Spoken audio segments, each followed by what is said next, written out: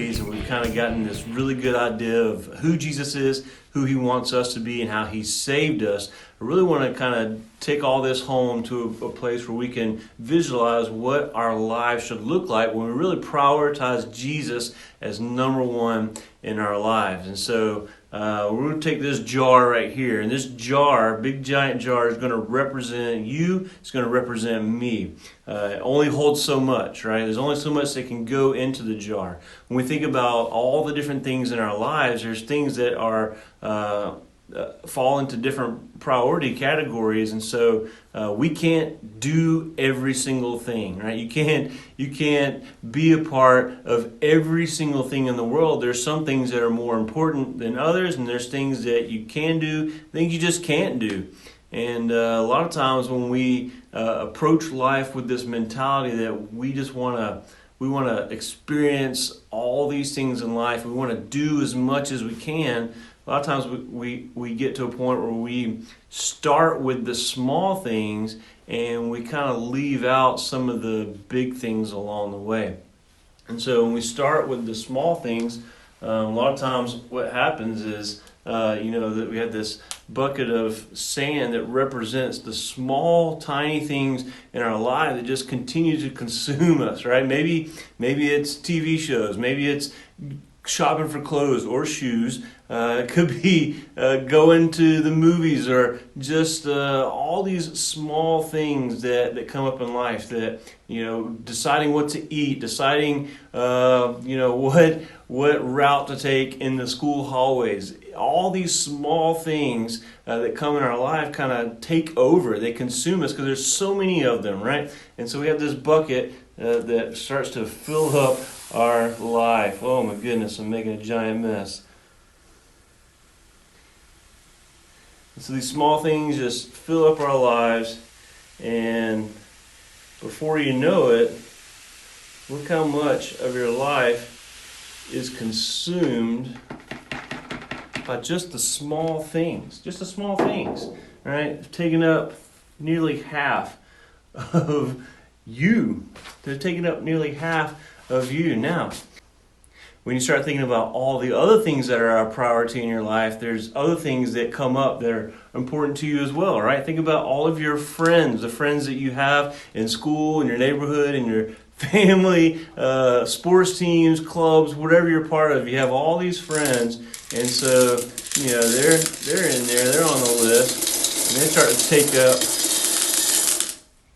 take up parts of your life and consume part of you as well. These people are important, right? This guy you've been going to school with since kindergarten, right? This person you've been traveling, playing softball or baseball or basketball or soccer, whatever it is, right? These people are important. These people matter, but they're consuming parts of your life and who you are. Now, we throw in family, all right? You got family. They're a little bit bigger because they're a little more important. They're a little closer. They matter a little more than friends. And so your family, we add those to the mix. And they're consuming more of your life, more of who you are. And family is important, right?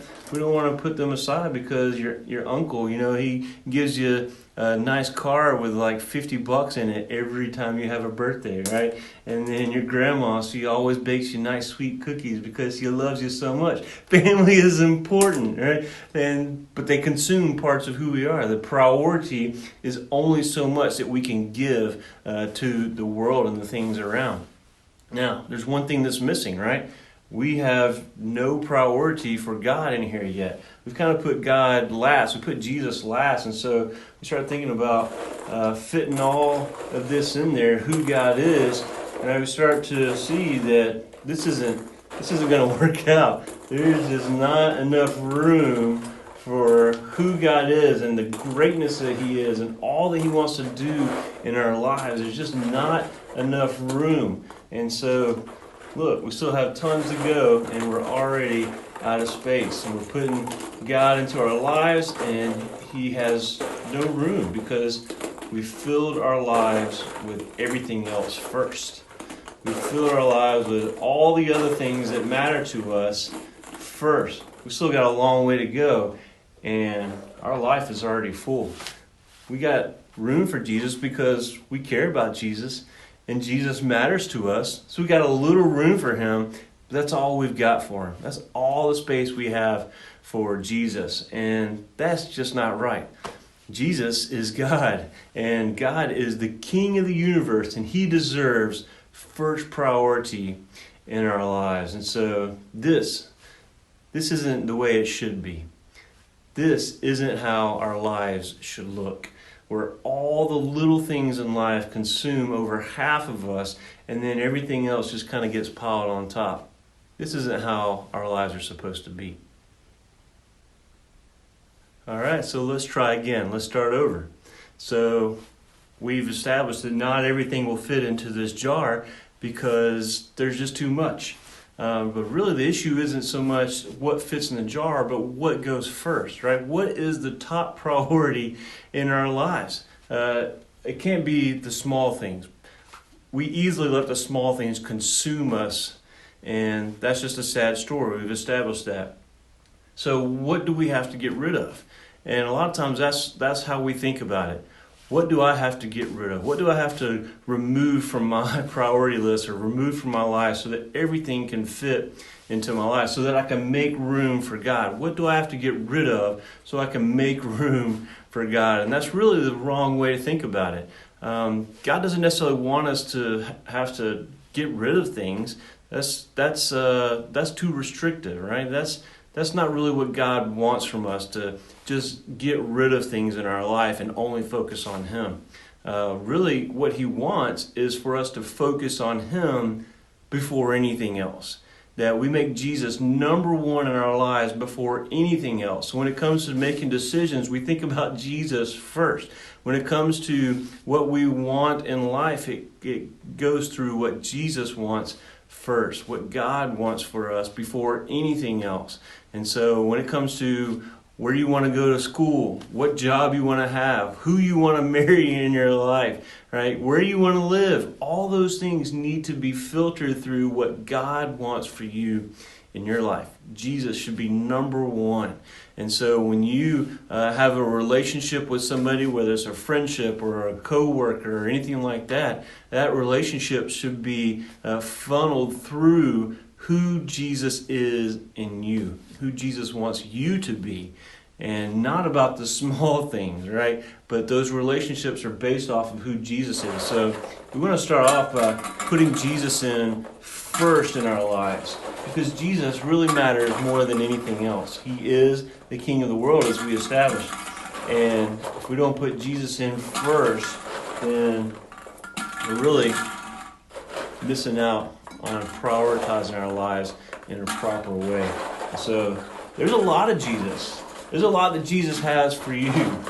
Jesus has big things in store for you. Jesus wants to do big things in your life. And so when we start putting Jesus into our lives first, he starts to consume everything. He starts to consume a great portion of our lives.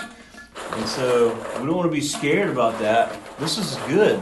This is a good thing. When Jesus comes first in our lives, I'm just going to go ahead and start working on getting this in here a little bit faster. We're losing Jesus. Jesus is falling out. We'll get those. Don't you worry. All of Jesus is going to be able to make it into our life.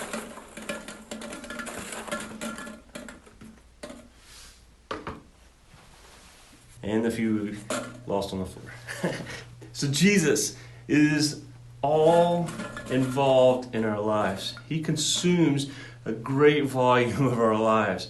And this is good. We want this because Jesus is the King of the universe, and he knows what's right and good for you. And he has good things in store for your life. Having Jesus fill your life is a great thing. Now, if we go down our priority list, right, what's the next thing that should be important to us? It's our family. It's what God has given to us. Your family is a gift. No matter what that looks like, your family is a gift. And so let's add our family to this mix. Oh yeah. We've got our family in there. even your grandma who makes your cookies, right? They're all involved in our life. And then we think about our friends, right? Our friends are a gift. God has given us our friends as a gift. And really, you should see yourselves as someone who can share Jesus with your friends. When we think about Jesus filling our lives, we want our friends to be associated with Jesus. We want our friends to have that connection with Jesus that is in us and consuming our hearts and who we are. And so let's add our friends to the mix. And you are see what's happening.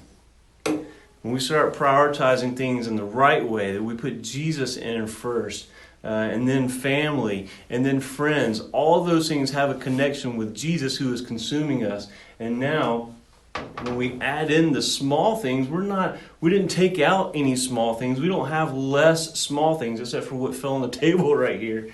But we get to add all these things. Oh, I'm not very good at pouring from a seating position. We add all these things, and all of it is associated with Jesus. It has connection with Jesus. Jesus filling our lives is not a bad thing. It doesn't mean we have to cut things out. It means He fits in there perfectly, and everything fits around Jesus. And so this is a good visual for us. Jesus should be first in our lives. And Jesus being first in our lives means that there's connection, that Jesus is working in our lives to connect with all the other things that come along the way, whether it be our family or our friends or even just all the other small things in life.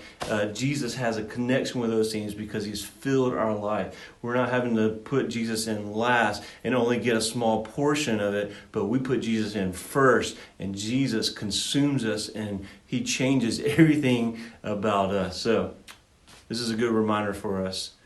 Put Jesus first. Everything else is second.